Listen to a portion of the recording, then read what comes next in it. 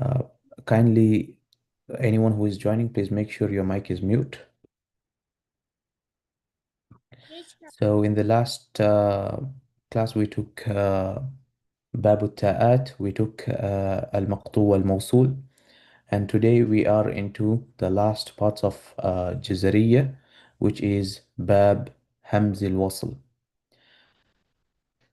الناظم رحمه الله, he mentions about همزة الوصل, which is different from همزة القطع, and we all know that Hamza is written like this.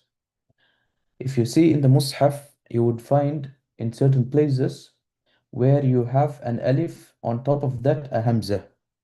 This we call as Hamzatul Qata'. As for the one that you find with a head of a sad, this alama that you see as a head of a sad, we call it jarrah. We call it jarrah. And this alama is used for Hamzatul Wasl. And what does Hamzatul Wasl mean? Hamzatul Wasl means that we pronounce we pronounce the Hamza when we start with it. If we are continuing with something before it, for example, we have, let's say, the word ibn. If we have something before it, we will not say wa ibn, we will say wabn, right? We'll say wabn. We, and the spelling of jarra is simple. It's جيم را بتاء مربوطة, right? jarra. So An-Nadhim rahimahullah, he says, what are the qawaid, what are the fundamentals we follow when we start with Hamzatul Wasl? And then in that he says, وابدأ بهمز الوصل من فعل بالضم إن كان ثالث من الفعل يضم. So here he's speaking about the hal of Hamzatul Wasl in a fi'l. So when you have Hamzatul Wasl that comes in a fi'l, for example, let's say if'al, if'al, right? We look at the ثالث من الفعل, the third part of the fi'l. So this is 1, this is 2, this is 3. So if the third part of the fi'l has what he mentions in the next line, وَاكْسِرْهُ حَالَ الْكَسْرِ وَالْفَتْحِ, right? And as for dhamma, we do dhamma. So what happens is if the third letter in the fi'l, let's say for example we have a fi'l which is if'al,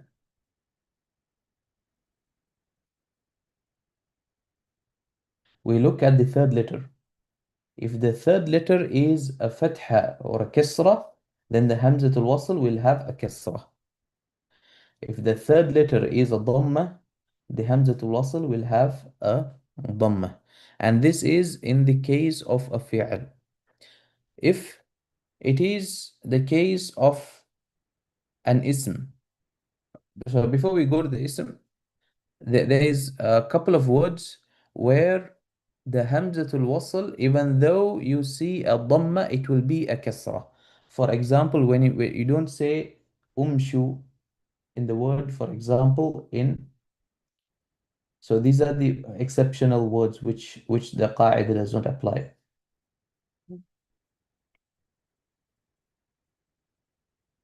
So let's say, for example, you have the word, we say Imshu, right? Even though the third of the fi'l is a dhamma, here we say it with a kasra. And there are 4 words like that. It is imshu, i'tuni, imshu, i'tuni, and there is iqdu and ibnu, right? All these, yani we make sure that we say it with a kasra.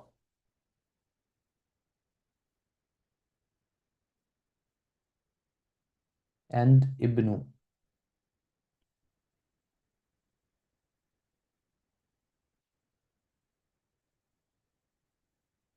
And i'tuni.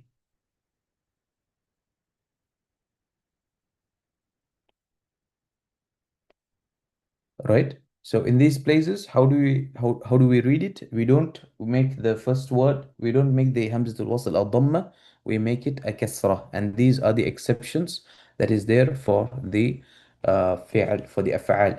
And what is the reason for these being kasra? Because the asl of these kalimat, the asl of them is a kasra. For example, the asl of imshu is imshiyu. That is the asl of the word, right?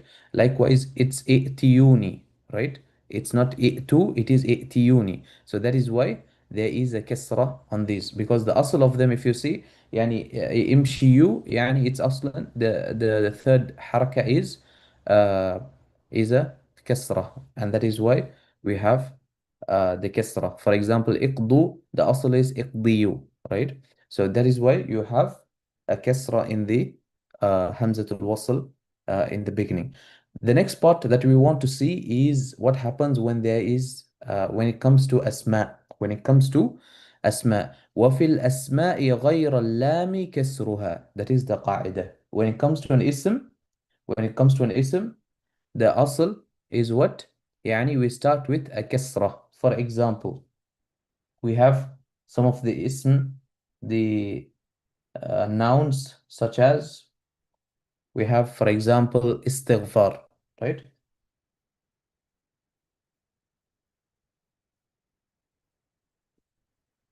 Or for example, we have ibtigha. All these, we start with a kasra because it is part of an ism, right? And there are some words from the ism that we start with a kasra without any exceptions. That is ibnin, ibnatin, امرئ اثنين امرأة اسم اثنتين. These words we start with a كسرة. We start these with a كسرة. ابن ابنة امرئ اثنين امرأة اسم اثنتين. All these words we start with a كسرة. As for لام التعريف أو ال التعريف, if you find, for example, a word, an ism which says كتاب, and if you find al-kitab, this initial hamzat al-wasl, because it's part of al-ta'rif, we started with a fatha.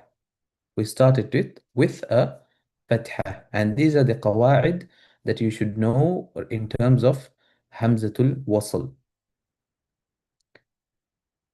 Do you have any questions there? Anyone has any questions related to hamzatul wasl?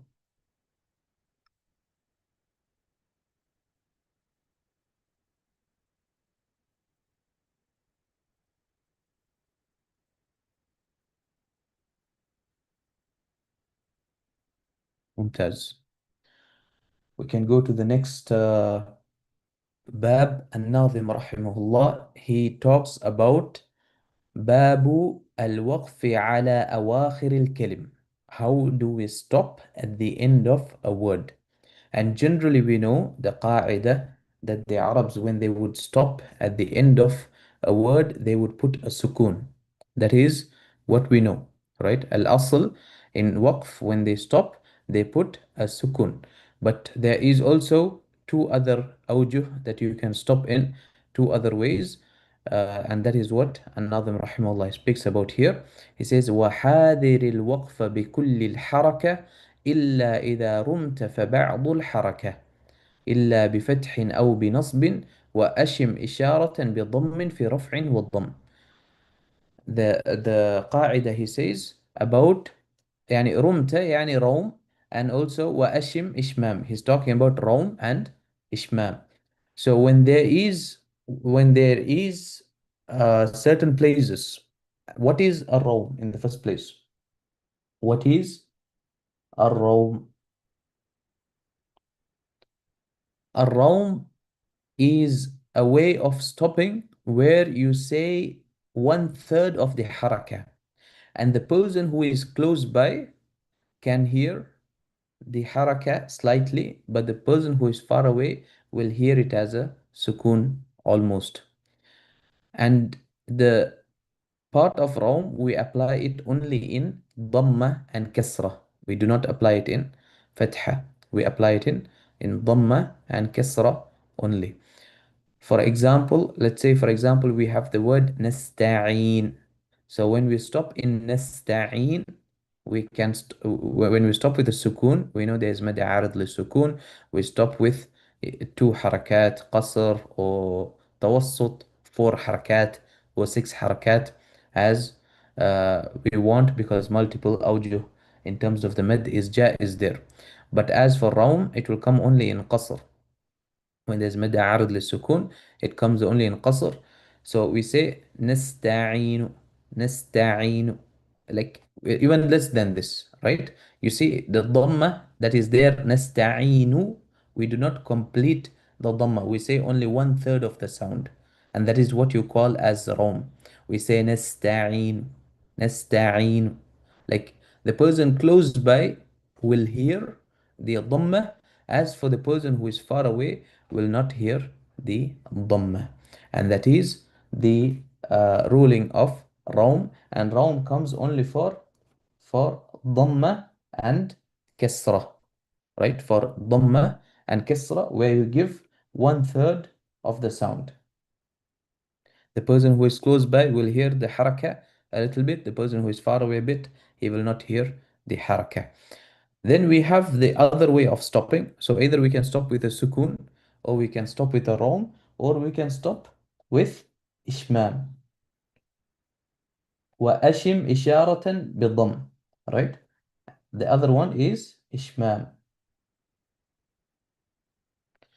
So as for al-ishmam, how do you stop? It is actually, what you do is, when there is a dhamma, you do not pronounce any sound, but you show a circle. You do dhamma shafatain with your lips. So show a circle shape with your lips, right? So for example, you say, if you stop as nasta'in, and then you show a dhamma, like a circle shape with your lips, as an ishara that there is dhamma there. And we do that in for example, when there's a dhamma. Like for example, one of the places in Hafs you will find where in middle of the word that you have ishmam is لا تأمن. لا تأمن in Surah Yusuf, right? You can recite it in a couple of ways. You can say لا تأمننا, يعني with what realm of the first dhamma, with the realm of the first dhamma. So either you recite as لا تأمن with a غنة there, or you recite with لا تأمن, يعني with a rom there, or you recite with لا تأمن with an ishmam, where you do the circle shape with your lips, but what the person here is only a sukun, right? And that is ishmam in the middle of the word. But here we are talking about ishmam في أواخر الكلم, at the end of a word.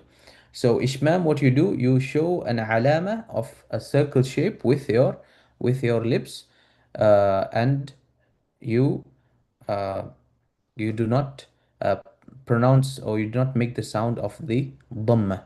And as for ishmam, the mad arid lissukun can be a qasr, can be tawassut, can be طول. There is no problem with that. But as for rom, the mad arid lissukun should be only two harakat for Hafs, رواية حفص and Asim. So we also want to know some of the places where we cannot have Raum and Ishmam. What are the places where Raum and Ishmam will not apply to? So the first thing that we know is when there's a Fatha, obviously there's no Raum or Ishmam. We have to stop with a Sukun. Then the other places in Mimul Jama'. For example, you have alaykum. Here you do not do alaykum. Here you do not do if it's alaykumu, you do not do ishmam or raum in mimul jam'. You stop it with a sukun. And likewise in the ha that comes for the feminine ha, for example, the one that comes with ta marbuta, like كبيرة or رحمة with a تاء مربوطة. There you do not do إشمام or روم. Then the other place is when you have a هاء الضمير. For example له uh, أو for example فألقيه يرفعه. When you have these هاء الضمير, you do not do إشمام or روم. And there is a ruling there, right? If for example when there is a هاء الضمير and before that when there is a ضمة or كسرة or there is a واو or يا.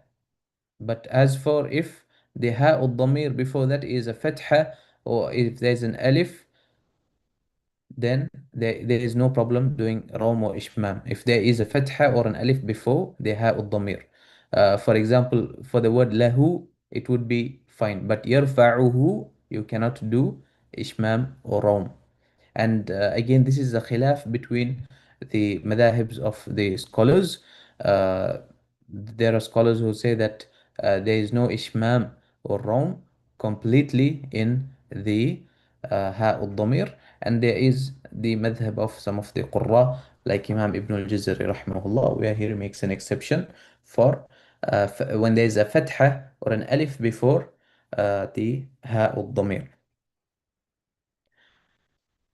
And these are the places where you cannot do Rom and Ishma. Anyone has any questions there?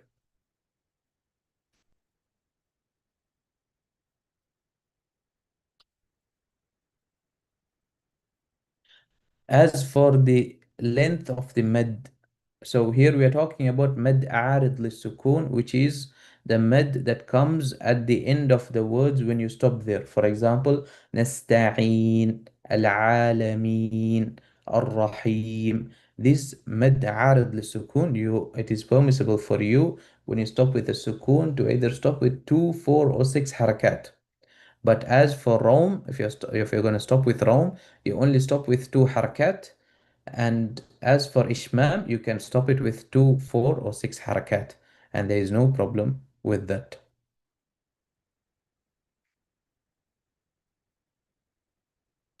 And the exception of one of the madahibs of for ha al-dhamir is that when there's a ha al-dhamir and before that is a alif or a fatha, then you can do Rome or Ishmam there.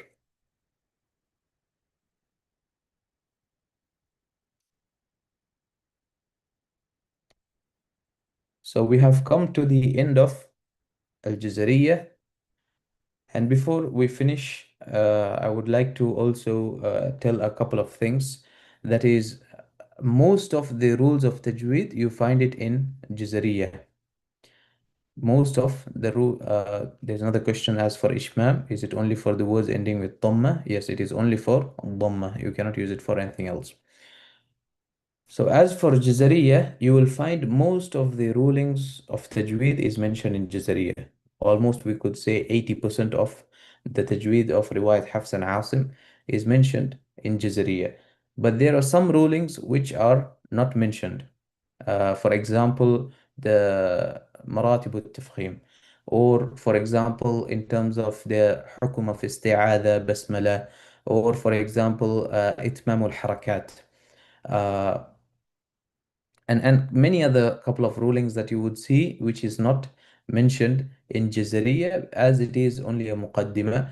But again, you do it's not necessary that you go and you study other big poems or other it is always good that you study books and you try to increase the knowledge, but it is not necessary for you to memorize another poem in tajweed after you have memorized Jazariya. After you have memorized Jazariya. As for many of the scholars, what they do is if you would see in the Jazariya, they have tatimmat. Tatimmat is they bring some of the what do you say, the other poems and they just fulfill, for example, anything that is missing. If, for example, they bring إتمام الحركات وكل مضموم فلن يتم إلا بضم شفتين ضمة وذو انخفاض بانخفاض الفم يتم والمفتوح بالفتح الفم. And so likewise, they bring the other ahkam, anything that is linked with the other, the rest of the tajweed of riwayat Hafs and Asim. So always, as a talib al-ilm, what we do is we perfect one book that we have studied. That is, we try to, memorize it. We try to have a specific or an initial pillar that we keep in a book, in a field, and then we build up things upon it. For example, when it comes to tajweed, we take Jazariyyah, we memorize it, we understand it, and we start building upon Jazariyyah. The next things that we learn, we build it upon what we have learned in Jazariyyah, and that is how you perfect a fan. Like they say, "Man حفظ المتون حاز الفنون." And the ones who memorize mutun, they have they have achieved, or they have mastered the field. So likewise, for example, if you would go to fiqh, or if you would go to usul al-fiqh, for example, you start with a small poem. For example, you start with waraqat, then you start building upon it. Then with time, when you go and you get to the details, you can finish jamul jawami', and then you start building things upon it. Likewise, in nahu, you start with ajurumiyah, and you memorize it and you build things upon it. And then once you get to the advanced levels, you memorize Alfiyat ibn Malik and you build upon it. So always, what we advise students is, in terms of tajweed, try your best to learn Jazariya, and also on the side you have a bit of Tuhfat al-Atfal. That would be helpful. And anyone who would like to even study further, there are very good poems. One of them is Tuhfat al-Samannudiyya by Sheikh Ibrahim al-Samannudi. In that poem, he has mentioned almost 99% of all the rules that you will find for Riwayat Hafs and Asim. But it is a bit longer poem than Jazariya. Likewise, if you would see منظومة الخاقانية, you will find more as well. Like, it is a good poem that you can study. But likewise, يعني, it is always preferred that you study one of the poems like Jazariya, and then you perfect it in your recitation. You perfect your recitation, because all these poems or all these books are nothing but wasila. Yani it is a way for us, a medium for us to understand and practice the Quran. And that is our main goal. That is, we recite the Quran in the correct way. So there is literally no use we studying anything, or we study any book, and we don't recite Quran, or we don't practice the deen. Or for example, we have recited through so many of hadith, we learn Sahih Bukhari, Muslim, and likewise we have gone through so many hadith book, but we have not applied those hadith in our life. There is no benefit by doing that. So always we make sure that even if something we learn, we have to apply it. And the whole purpose of Jazriya and Tajweed is for you to apply in your recitation. So if your recitation is not reflecting the the ahkam of Tajweed and all these ahkam that we learn, then there is a problem. Because sometimes we have students, they have memorized only, one juz or two juz, and then they want to spend more time learning qira'at. There's no need for that. There is no need for that. If you have memorized only one or two juz from the Quran, put time into Quran, into reciting Quran, into memorizing Quran. The more time you spend with Quran, you will memorize it regardless. So the more time you spend with the Quran, you will memorize it.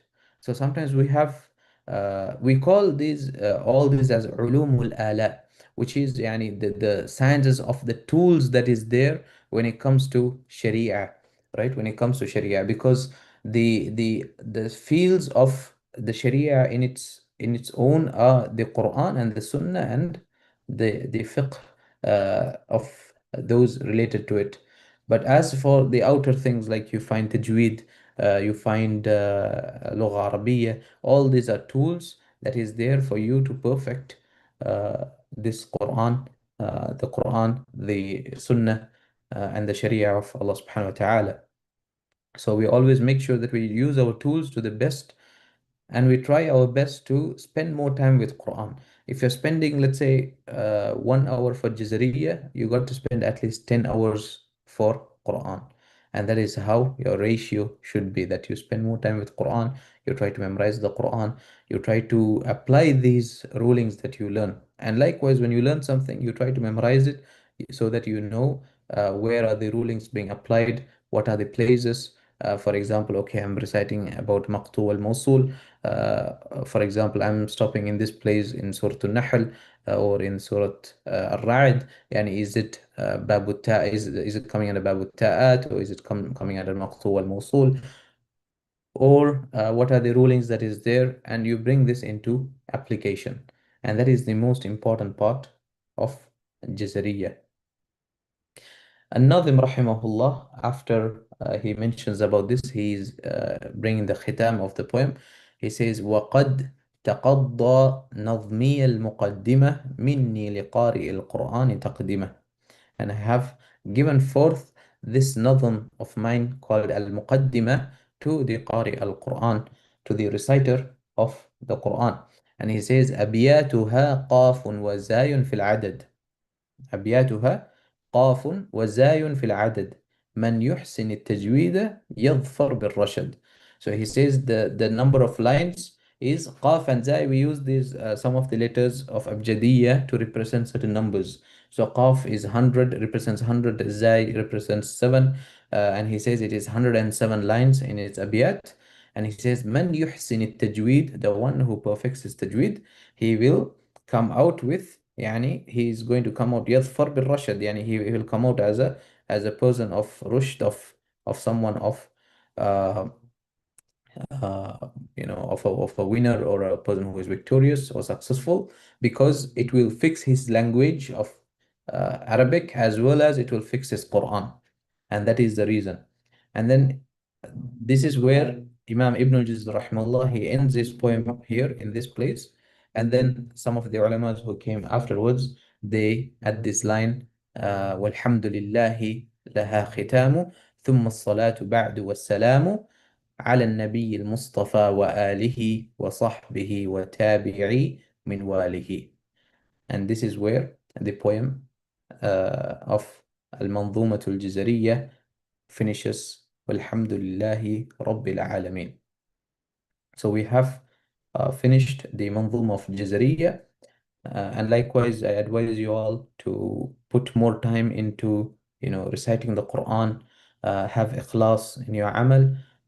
Likewise, make sure that something that you study, the time that you put into it, put it perfectly. Nothing else is required. For example, you attend a class for 1 hour. Just for 1 hour, don't do anything else. Just focus on that class. That's all that is required for you to, memorize and apply and just perfect anything, right? So apply these in any parts of your life as a talib al-ilm. When you learn, when you seek knowledge, that you concentrate. And and that is the thing, the concentration, when you're able to focus, that is a big ni'mah. That is the biggest ni'mah, because shaitan, he had promised that he will misguide people, he will take their focus outside.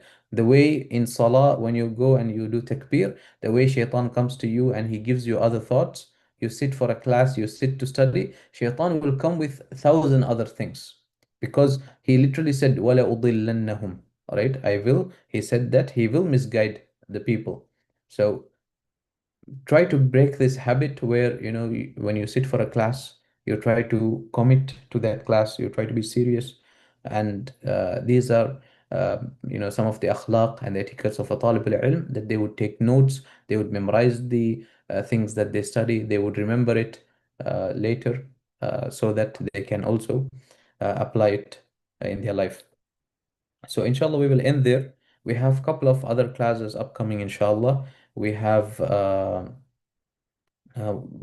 test for Jazariya that you can finish it by next Saturday. There will be a multiple choice question that you can finish it, inshallah. And anyone who memorizes Jazariya completely, and you have finished Jazariya completely, and also you have perfected in Quran, you can reach out to me if you want to read it to me, inshallah. As for the other courses, we have a couple of things coming up. We have المدخل إلى علم القراءات, inshallah, coming up, which we will be starting after next week. We will be starting after next week on المدخل إلى علم القراءات.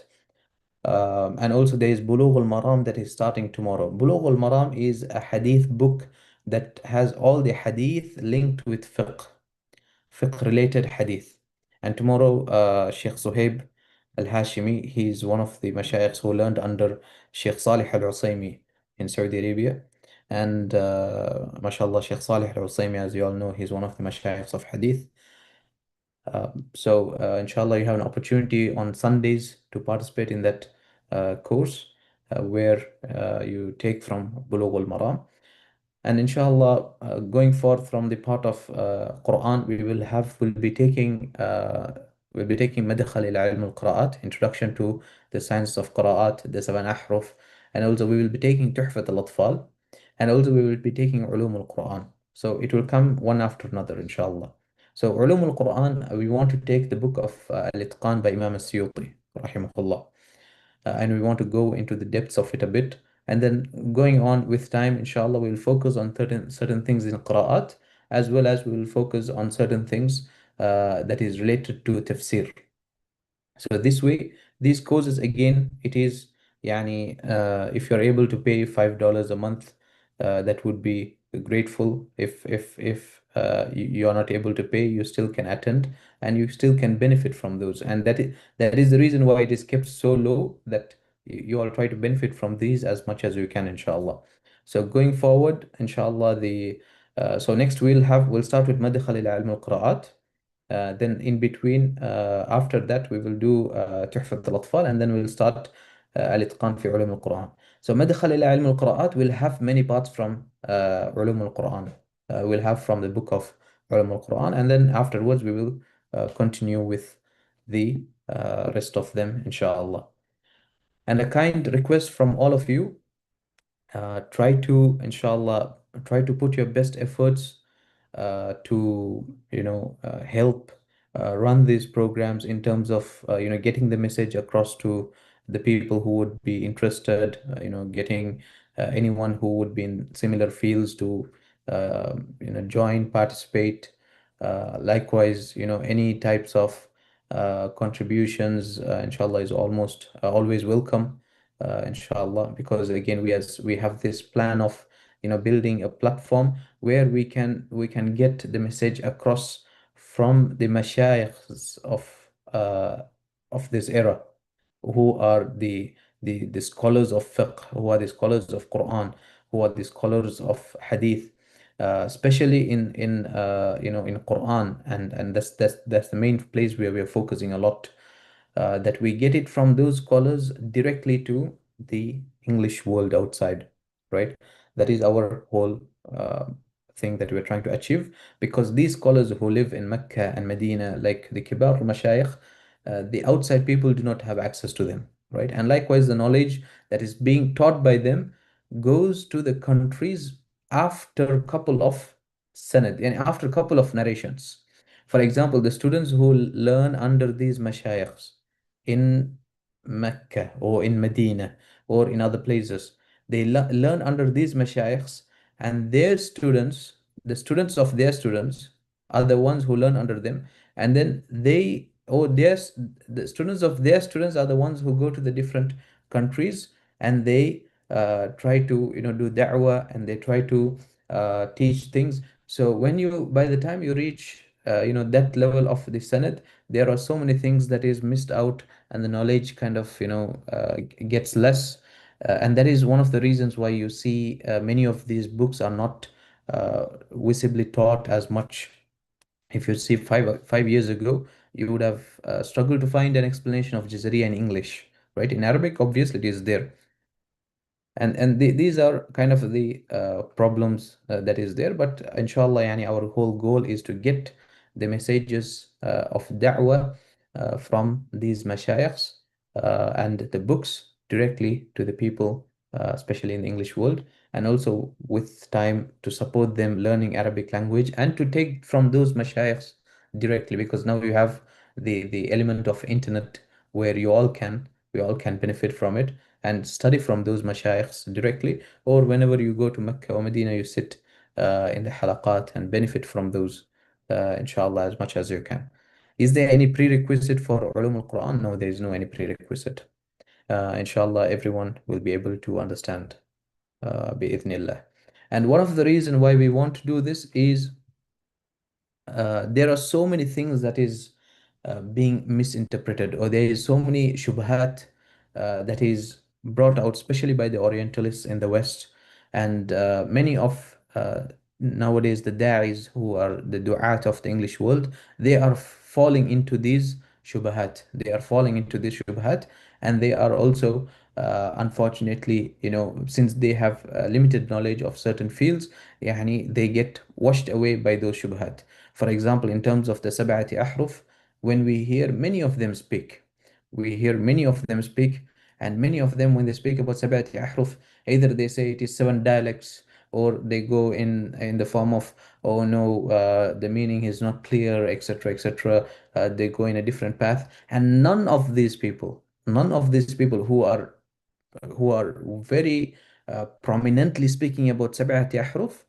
they are people of تخصص or متخصص in Quran, in Quran. يعني sometimes you might see that they have a PhD in علوم القرآن, but they haven't learned anything of قراءات. They haven't learned anything of قراءة العشر, neither of قراءة العشر كبرى, and that shows that the person knows only the theories here and there, but he does not know the field from fully on its own. And unfortunately, because of these, we find, some people, some of the du'at saying, oh, we doubt in the sanad of the Quran, or we doubt in such and such, which they have fallen for what do you call as the propaganda of the Orientalists. So we always want to make sure that we take knowledge as it is, and we take it from the proper sources and from the ahlul ilm of those takhassus, right? We take it from the correct authentic scholars and not from anyone else, because when we take it from the authentic scholars, we have dalil for everything, right? We have dalil. The one who says, oh, we have some doubt in the sanad, we have dalil for them as well. Someone who says we have doubt in the sab'at ahruf, we have dalil for them as well, right? Because these are the ahlul Quran, the ones who are mutakhassas in Quran. And if you see anyone, let's say for example, a person says he has PhD in hadith, but he has not memorized a huge portion of hadith, then don't take knowledge from that person. Or if a person says, oh, he has a PhD in Quran, but he says that he has not memorized the Quran, or he has not finished qira'at, then it's better not to take knowledge from that person, because easily that person would have been just learning the theories here and there, but would not know the applications of it. For example, let's say someone learns Jazariyah, but they don't know Quran. Then there is no use for learning that knowledge, and will not understand that knowledge in its complete meaning if he has not applied those for learning the Quran. The duration for علوم al-Quran, it will be, as for al-Itqan لعلوم al-Quran, the book of Imam al-Suyuti will be longer. It will be longer. It might go for actually almost 8 months to an year almost, because that book is quite in depth. And the masail that we will be going in those books, inshallah, will be very much in depth. And that also will give you a very good knowledge of the science of Quran.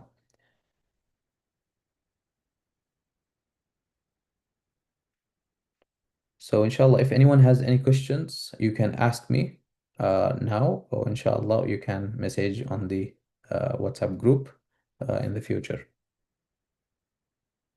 So the مدخل إلى علم القراءات, the causes, the causes, if there is any prerequisites, normally most of the causes do not have prerequisites. But if there is some prerequisite, it will be mentioned on the course. And obviously, it is, we are talking to people who have some background in tajweed, some background in Quran, not to anyone who is of a beginner level, definitely. The courses will be published on the WhatsApp group. There is a group called Itqanul Ilm, and all the courses will be published there. So make sure that you're in that group and you follow that or also the other pages, the Facebook pages and other pages, it will be published there as well. So once you're there, inshallah, you'll be able to register right away.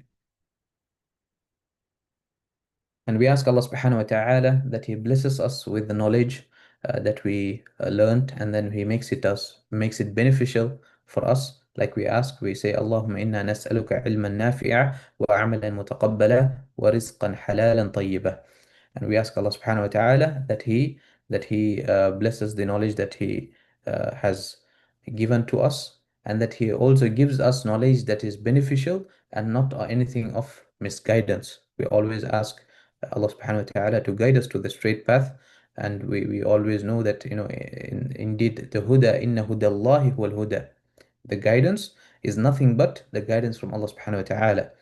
Likewise, Allah subhanahu wa ta'ala says, يعني ومن يطع الرسول فقد أطاع الله. The one who follows Rasulullah sallallahu alayhi wasallam, he has followed Allah subhanahu wa ta'ala. So when Allah subhanahu wa ta'ala talks about, do salihat, do good deeds, yani the good is defined by what Rasulullah sallallahu alayhi wasallam defined, not by what we define. Likewise, any deed, any amal, we define it by what Rasulullah sallallahu alayhi wasallam he defined, and that is the footsteps that we want to follow, right? And not the footsteps of what we think is the best. يعني الدين إن الدين عند الله الإسلام. The ta'rif of Islam is given by Allah and His Rasul, and we are nothing but followers. We are nothing but followers. And the Salaf al-Salihin, they used to say that from the Tabi'in, they used to say this very well, that any scholar or any other person other than Nabi sallallahu alayhi wasallam, anyone who came afterwards, including the Sahabas, including the Tabi'in, including the scholars of this ummah, there are some qawl of them which is taken, and there are some which is left off, because it could be يعني correct, or it could be wrong. But our dustur that we check it with is the kitab of Allah subhanahu wa ta'ala, with the Quran and the sunnah of Rasulullah sallallahu alayhi wasallam. And there is only one person who we don't leave off anything with, and that is Rasulullah sallallahu alayhi wasallam. The people of Medina, of the Tabi'een of Medina, they used to say that one person is of this sahibu hadha al-qabr, and they used to point it towards the qabr of Rasulullah sallallahu alayhi wasallam, and they used to say that anything that he said, we will not leave it off. As for the others, anything that they said of correct, we will follow them. As for anything that is wrong, that would be left off. But as for Rasulullah sallallahu alayhi wasallam, we follow every single thing that is said, and we do not leave off anything. And that is how we get hidayah, that is by following the footsteps of Rasulullah sallallahu alayhi wasallam. So inshallah we will stop there, and inshallah you can join in the next couple of classes. So these will be continuing, inshallah. Saturdays we will have classes throughout the year, and inshallah you can benefit from them as much as you can, inshallah. Yes, and also I will try to share this PDF in the group بإذن so you can make use of it. جزاكم الله خيرا. سبحانك اللهم وبحمدك نشهد أن لا إله إلا أنت نستغفرك ونتوب إليك. السلام عليكم ورحمة الله وبركاته.